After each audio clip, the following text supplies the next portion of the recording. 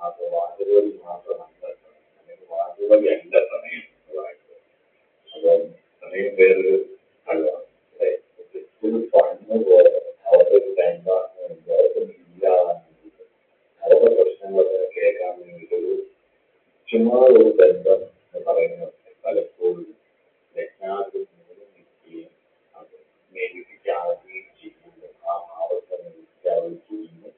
ആ ഏരിയയിൽ ചില പ്രശ്നങ്ങൾ വരുന്നതായി കണ്ടിട്ടുണ്ട്. ബുദ്ധി കൂടുന്ന ഓവറായിട്ടുള്ളതായിരിക്കും, ആവശ്യമില്ലാത്ത രീതിയിൽ വരുന്നതാണ്, പരാക്രമ സ്വഭാവം കാണാം. അതുപോലെ സെക്ഷൽ തോട്ട്സ് വല്ലാതെ സെക്ഷൽ തോട്ട്സ് ധാരാളമായിട്ട് കൂടുതലായിട്ടൊക്കെ കണ്ടിട്ടുണ്ട്. ഇത്രയൊക്കെയാണ് നെഗറ്റീവായുള്ള പ്രശ്നം. നെഗറ്റീവായുള്ള പ്രശ്നം ഞാൻ ഓൾറെഡി പറഞ്ഞു. ഇതാണ് ദോഷമായുള്ള പ്രശ്നം. അത് നാലാം ഭാവത്തിൽ നിന്നാണ്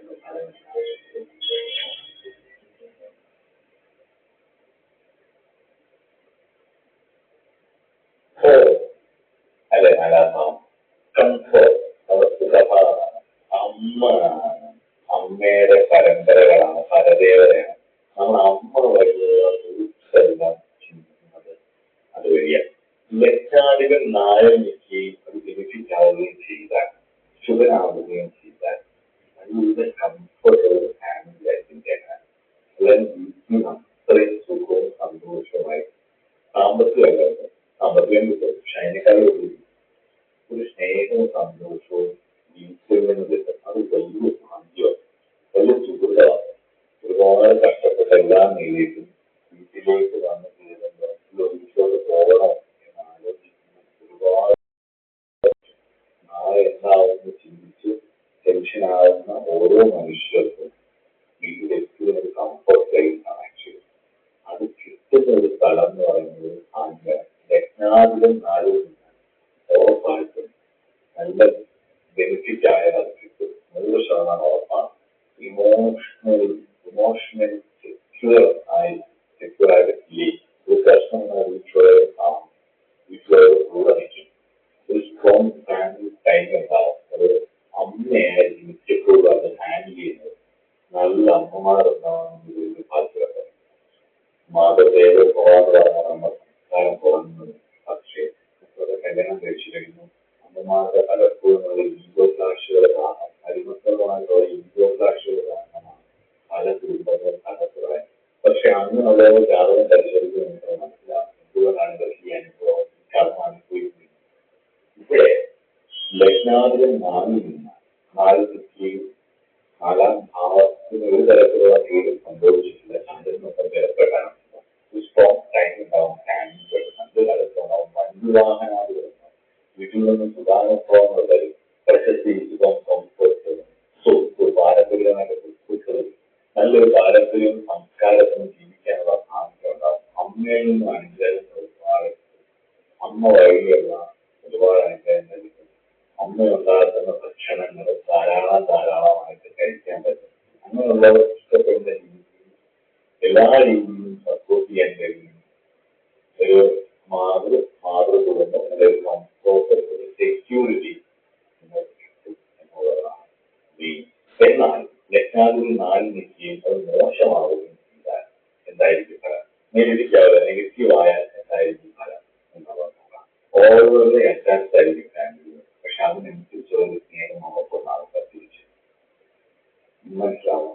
കോൺഫിഡൻസ് ഭയങ്കര കുറവായിരിക്കും, സുഖം കുറവായിരിക്കും, മനസ്സിന് ഒരു സ്വസ്ഥത കുറവായിരിക്കും, ഇമോഷണൽ ടർമോയിലായിരിക്കും. ഇങ്ങനെ കറങ്ങിക്കൊണ്ടിരിക്കും. മെന്റലി ഒരു സുഖമാണ്, സുഖം ഭയങ്കര കുറവായിരിക്കും. പണ്ട് കാലങ്ങളിൽ വിവാഹത്തിന്റെ ജാതകത്തിൽ നോക്കുമ്പോൾ ഈ സ്ത്രീജാതകത്തില് നാലാം ഭാവത്തിലെ ഭാവന കൂടുതൽ നോക്കുകയായിരുന്നു. കാരണം നാലാം ഭാവത്തിൽ വീടാണ് ഓരോ വീട്ടിൽ നമുക്ക് കിട്ടുന്ന ഗുണാനുഭവം എങ്ങനെയായിരിക്കും എന്നുള്ളത്.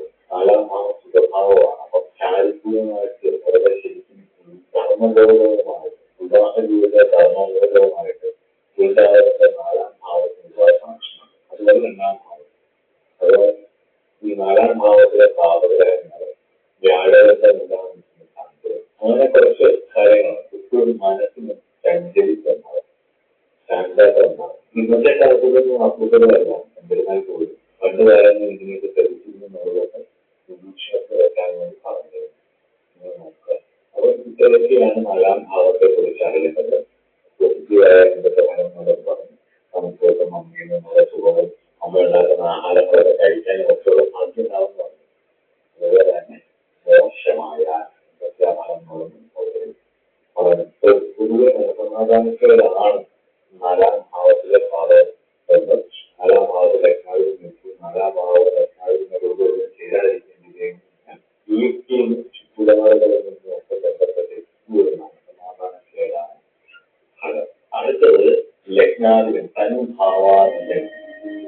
അഞ്ചാം ഭാവത്തിൽ നിന്നാൽ എന്തൊക്കെ ഫലങ്ങളാണ്?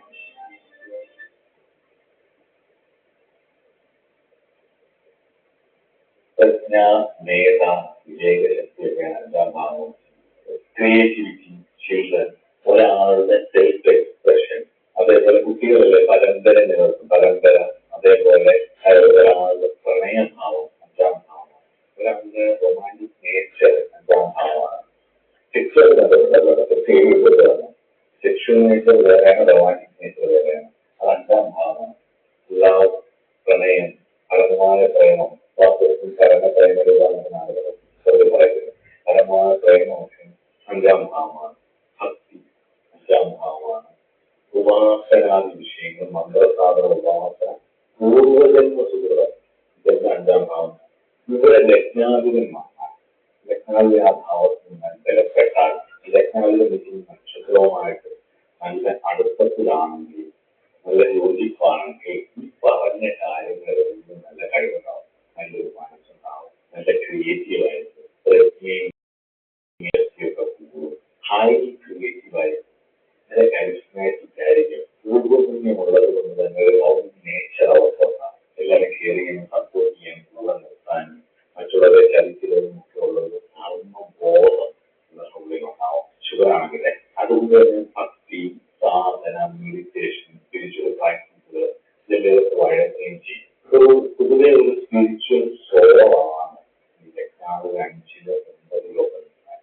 പൂർവ്വപുണ്യവുമായിട്ട് ബന്ധമുണ്ട്, പൂർവ്വപുണ്യം ഉണ്ട് എന്നുള്ളതാണ് ജാഗ്രത കണക്ഷനായ ഒക്കെയാണ്. പക്ഷെ ടെക്നോളജി നിൽക്കുമ്പോൾ സന്താനക്ലേശം, സന്താനം ഉണ്ടാവാൻ വൈകുകയും അല്ലെങ്കിൽ സന്താനങ്ങൾ നിമിത്തം ദുഃഖങ്ങൾ ഉണ്ടാകുന്നത്, സന്താന ദുഃഖത്തിൽ നിന്ന് ഒരു ഡിറ്റാച്ച്മെന്റ് ഉണ്ടായി സ്പിരിച്വാലിറ്റിയിലേക്ക് കടക്കാനോ ഒക്കെയുള്ളത് സാധ്യത ഉണ്ട്. പൊതുവെ ലഗ്നാധിപതി 5 നിൽക്കുന്നവരുടെ ജാതകങ്ങൾ നയതന്ത്ര പ്രതിനിധികളാവാനുള്ള കഴിവ്, ഡിപ്ലോമാറ്റിക് ആവാനുള്ള, ഡിപ്ലോമാറ്റിക്കായിട്ട് കാര്യങ്ങൾ ഹാൻഡിൽ ചെയ്ത് ഡിപ്ലോമാറ്റിക് ആവാനുള്ള കഴിവ്, രാഷ്ട്രീയ പ്രതിനിധികളാവാനുള്ള കഴിവ്, മറ്റുള്ളവരെ സഹായിക്കാനുള്ള കഴിവ്, ഇതെല്ലാം വരും. ക്രിയേറ്റീവായിട്ടുള്ള കഴിവ്, നല്ല ആത്മാർത്ഥമായിട്ട് പ്രണയിക്കാനുള്ള കഴിവ്, ആത്മാർത്ഥമായി സാധന ചെയ്യാനുള്ള കഴിവ്, ഈശ്വരോപാസനയിലേക്ക് എത്തിപ്പെടാനുള്ള കഴിവ്, ഇതെല്ലാം വരും. എന്നാൽ ലഗ്നാധിപതി 5 നിൽക്കുകയും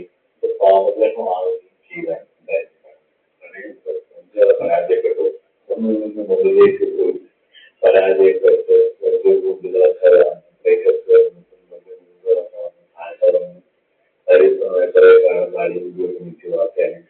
കയറാൻ പറ്റാത്ത രീതിയിൽ നിന്ന് പിന്നെ തിരിച്ച് കയറി വരുന്ന ഒരവസ്ഥ. ഒരുപാട് വളരെ വേദനാജനകമാണ് അവസ്ഥകളൊക്കെ കടന്നിരിക്കുന്നത്. ആ അവസ്ഥയിലൂടെ കടന്നു പോകുന്ന അവസ്ഥ വരിക, സാഹചര്യം വരിക എന്നുള്ളതാണ് ലഗ്നാധിപതി 5 നീക്കി അത് നിരീക്ഷിക്കാതെയും ചെയ്താൽ. അതുപോലെ ഡിപ്രഷൻ ചാൻസസ്, ക്രിയേറ്റ് ചെയ്യുന്ന പല കാര്യങ്ങളും എക്സ്പ്രസ് ചെയ്യാൻ പറ്റാത്തത് കൊണ്ടുള്ള സങ്കടങ്ങൾ, അതുപോലെ നോവലിൽ പുത്രശോകം, അതായത് പുത്ര ദുഃഖം കൊണ്ട് അതിന് ആ ദുഃഖത്തിലേക്ക് ഒരുപാട് ഫോക്കസായിട്ട് സമാധാനം കിട്ടാത്ത അവസ്ഥ, കുറച്ച് ഓവർലി റൊമാൻറ്റിക് ആയിട്ട് തന്റെ പ്രണയത്തിന് ഒരു വിലയില്ലാതെ രീതിയിലാക്കുന്ന അവസ്ഥ, അതേപോലെ കുറച്ച് സെൽഫിഷാവുക എന്ന് പറയുന്നത് ഓവർ പോസിറ്റീവ് ആയിട്ട് പ്രണയത്തെ നശിപ്പിക്കുന്ന ഒരവസ്ഥ, വളരെ ഷാർപ്പാവുക, ഓവർ തിങ്കേഴ്സ് ആവുക, ഓവർ തിങ്കിങ് നേച്ചർ, അതേപോലെ കലാപരമായിട്ടുള്ള പല കഴിവുകൾ എക്സ്പ്രസ് ചെയ്യാൻ പറ്റാത്തൊരവസ്ഥ, അതേപോലെ സാധനയിലേക്ക് എത്തിക്കഴിഞ്ഞത് കൃത്യമായിട്ട് സാധന